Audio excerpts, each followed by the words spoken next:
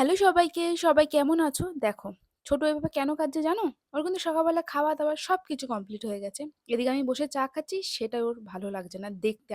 আসলে আমি বসে চা খাচ্ছি, বসে আছি সেইজন্য। আমি যেখানে দাঁড়িয়ে রান্না করি, ওখানে দাঁড়িয়ে যদি আমি চাটা খাই, তাহলে ওর কোনো সমস্যা নেই।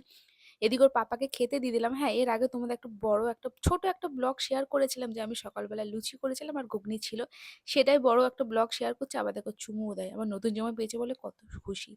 ছোটকে আমি ডাঁটার স্যুপটা খাওয়াই, সেটাই আরকি রেডি করছি আমি। এটা খাইয়ে তারপরে ওকে স্নান করাবো। স্নান করিয়ে এই দেখো ঘুমিয়েও পড়েছে।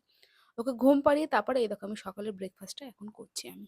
তো ছিল সেটা লুচি আর ঘুগনি ছিল, সেটাই আমি খেয়ে নিলাম।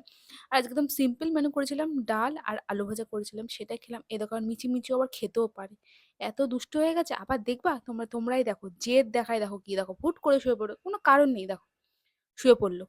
আর এই দেখো কত কাজ করে দেয় আমার হাতে হাতে। সন্ধ্যাবেলায় একটুখানি চা খেলাম। আর তোমাদের ভিডিওটা কেমন লাগলো জানিও। সবাই ভালো থেকো, সুস্থ থেকো।